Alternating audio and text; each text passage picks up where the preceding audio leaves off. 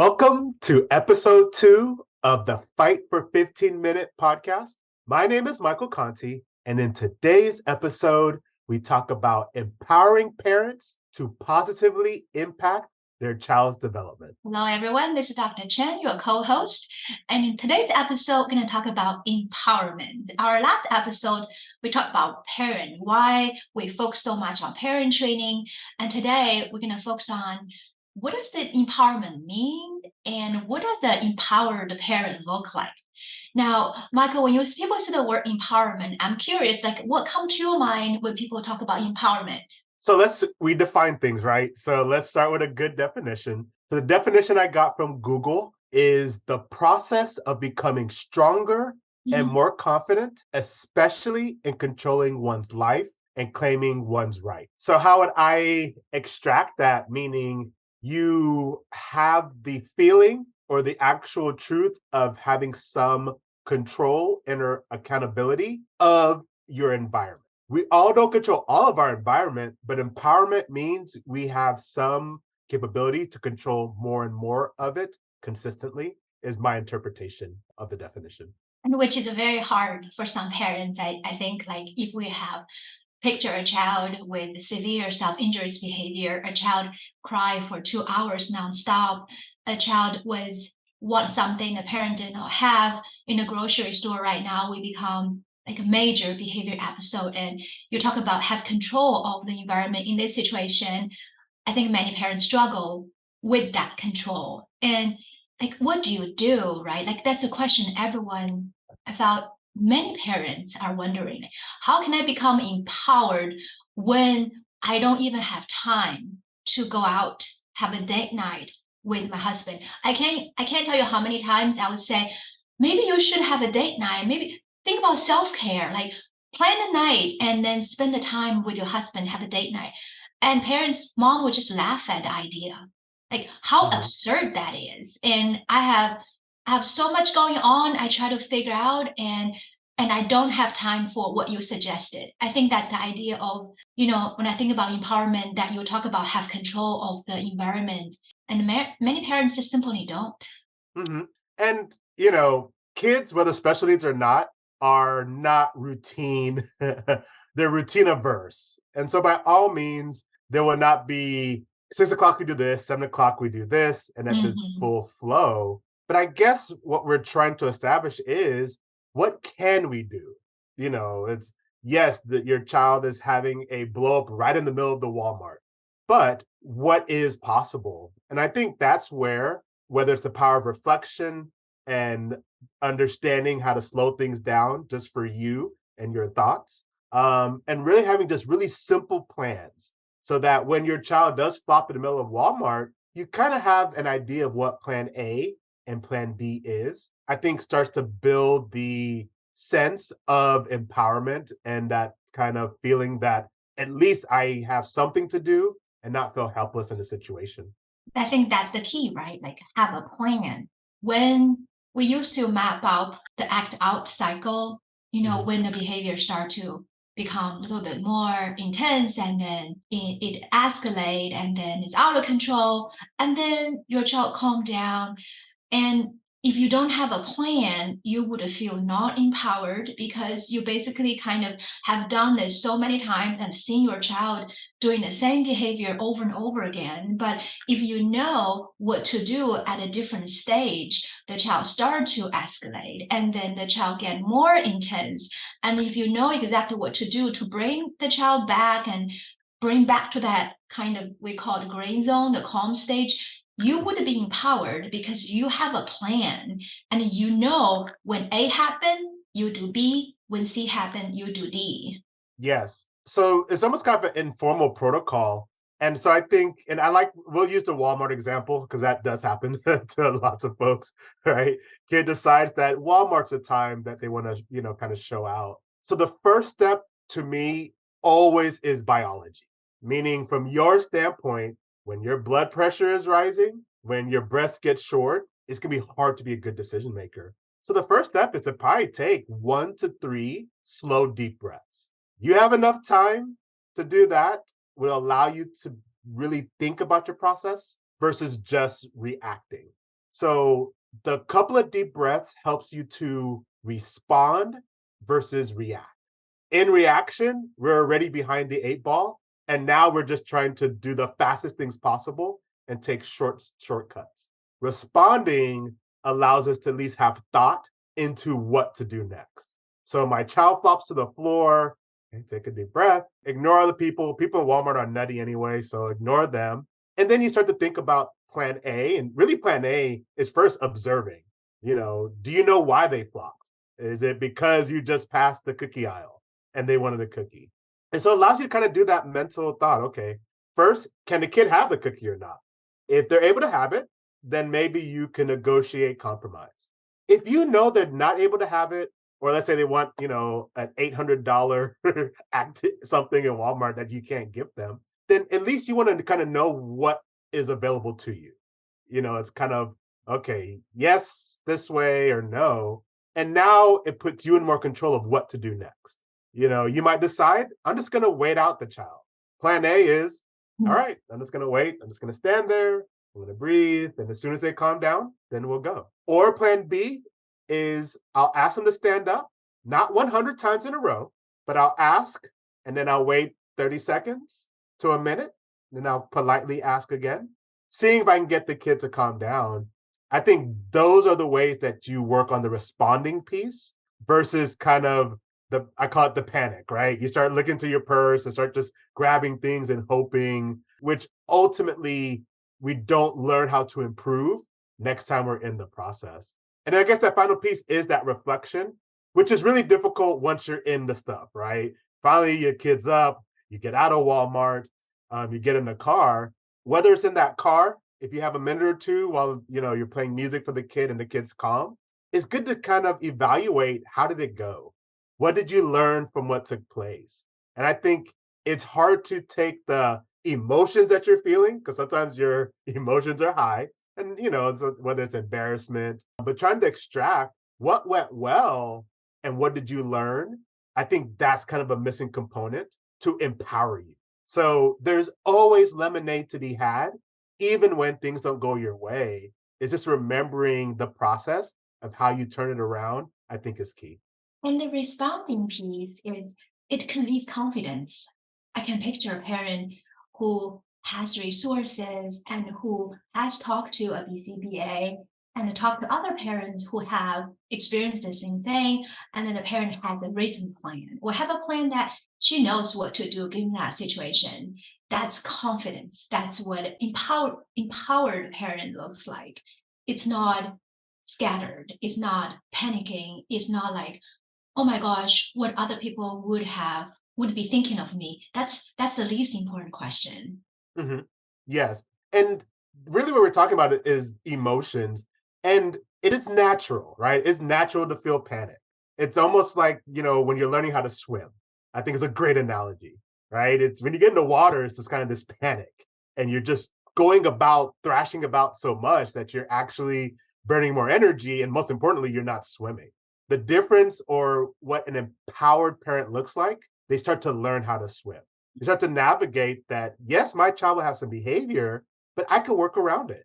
I have the tools. I worked on my breathing, like the swimming analogy. I have some strokes, which I have a plan, right? I have a plan on how I'm going to use my arms. I have a plan on how I'm going to use my feet.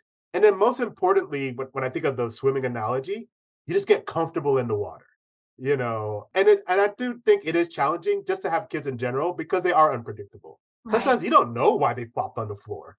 You turn around, they're crying, they're on the floor. But I think just being able to be comfortable in the environment and as calm as possible, your energy doesn't solve the situation, but it does really help to bring the child down versus your heart rate goes up, the kid's heart rate goes up, and before you know it, it just becomes this, anxious fest. And that anxious energy really makes it harder for every person to calm down. I think that's an empowered parent that starts to learn how to swim and navigate no matter what waters happens while they're interacting with their child. And when a parent have a child with a challenging behavior, when you have a wait list, where can they go to get the plan? Or even, start thinking about the plan and have someone they can trust and help them to map out that plan so that they can become empowered.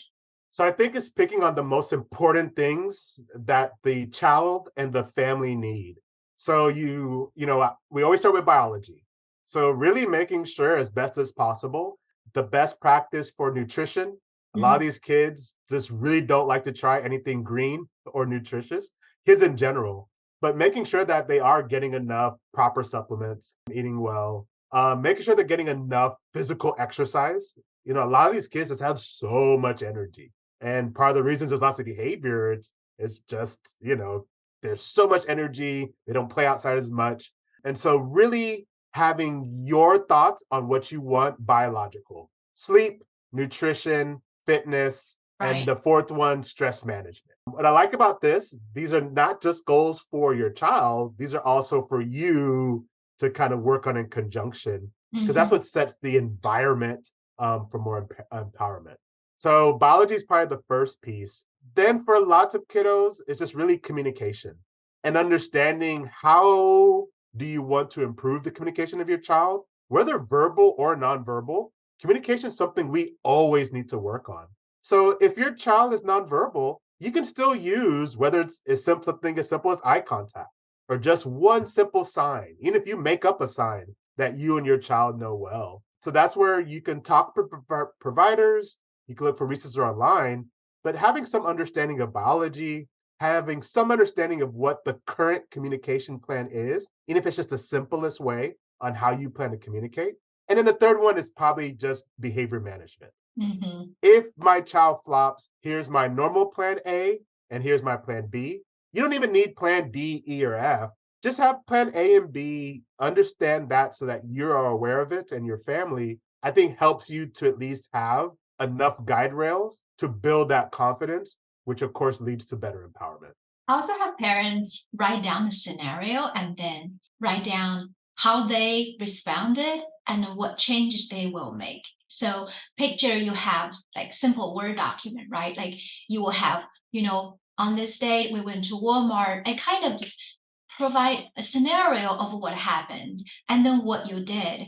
So I think a lot of times it's really easier for us to remember what you did during that situation than simple behavior techniques, which are can be a little bit dry. Yes. And so I think that power of reflection, whether it's in the car or as soon as you get home while it's still fresh, once the emotions are kind of gone away, is the lemonade that you get to extract from that situation. Because sometimes, the emotions get the best of us. And so we start to get down on ourselves. We get frustrated with the environment. We get frustrated with Walmart. Why did they put the cookies right there at the shopping line? But we don't pick up what we learned and make sure that we build on it. And as humans, we are all practice creatures, meaning the things that we practice more, we will get better at. And so, yes, it's really allowing that space to reflect just enough objectively can really help build more of that confidence. The attitude of I can make it happen. This is the goal. And if I take one day at a time, I'll make it happen. I felt like so much of the empowerment is the confidence piece that you can make it happen. And you got to know where to find resources, where to find people who can help you. Yes. And small wins, That's right. right? Mhm. It's You're not going to conquer everything while your child's on the floor at Walmart, but find the small win. So let's say you went to Walmart last week and they cried for 7 minutes on the floor, but today they only cried 4 minutes. Well, that's progress. That's almost half the time that they're no longer on the floor. I think it's really extracting the dopamine of the progress is something that we forget. We want perfection. The kid had a perfect scenario, but sometimes it's taking a kid that used to cry for 10 minutes to get a cookie, that only now cries for 3 minutes to get a cookie, and actually be happy of that level of progress. So that motivation that you get really does empower you to know that whatever we're doing, plan A or plan B, we're seeing the effects. We just need more time for it to play out. So yeah, really finding the small wins in that reflection piece at the end of days, I think can really help empower you that you're not just guessing, but you're actually going in the right direction, which I think a lot of parents and caregivers are seeking. Both of us have worked with many parents, and you have done this for over 20 years. Like if we think about empowered parent, could you give us like example of what that parent may look like? What like is there any specific person that come to your mind, given that working with so many parents over the past 20 years? So some of the traits of the empowered parent, I think they're able to, because they start to understand first themselves, because it's you have to understand where your strengths are. So they understand what they're actually good at teaching their kiddo. Some people are just naturally better at dealing with behavior. Some are naturally better at doing self-help skills like potty training. So I really think that's kind of the first assessment is really being objective about your strengths and weaknesses, and no parent or no human's good at everything. So I think that's a really good trade of, okay, I'm really good here, but then I know what I need to work on. I think to me is kind of the one of the bigger things that I see, because that then allows them to ask good questions from outside providers, ask good questions to their teachers, to even their family members, because now they can be objective about what's taking place. And so being able to understand your strengths and limitations and then being objective, I would say I had a couple of things to pick from. I think those two traits really put people on the path where they can stay empowered for longer and longer pieces of time. And also maybe have some like big pictures of, if we're talking about autism, have a big picture of what are the skill side, what are the evidence-based practices, and what would a parent expect during an IEP meeting? If it's a very young child, what do you expect during the early intervention provided by the schools? More knowledge a parent have, more empowered you will feel because you know the right questions to ask and you know the right way to advocate for yourself. I was during a recent IEP meeting, it's 3-year-old, very young child, and the school was talking about occupational therapy services. And then there's a lot of terms, of course, around the table. And one of the team member mentioned about the sensory diet. And mom did not feel she has enough knowledge to ask questions about sensory diet because she thought sensory diet may be something like food. It's a sensory food. So later after the meeting, she chatted with me about like, hey, I was wondering about this thing, but I didn't ask because I was just not quite sure what sensory diet is. Could you explain to me? So that's, I think, it's a good example of knowing kind of the basic knowledge, and we can, that's part of our purpose of our training provided by parent empowerment coaching, is kind of go through with parents the basic things around early intervention, around autism, around language delay. So you have the language you need, the knowledge you need to ask the right question and not feel like almost you are not you don't have enough skills to talk to professionals. Parents have everything they need to talk to a professional. Of all the team members, parents probably are the most skilled person among the team, given how much you know about your child, given how much you have seen in your home environment.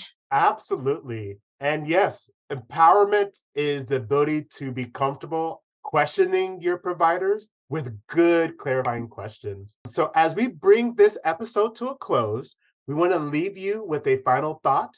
Parenting or being a caregiver of a child with any special needs is a journey filled with challenges, but also immense rewards. Remember, you are not alone in this journey. We have written a book, Off the Waitlist, A Parent's Guide to Young Children with Disabilities. Take a look at our website to know where to get a copy of this book and explore resources that will assist. Stay empowered, stay informed, and let's continue this conversation together. Until next time. See you next time.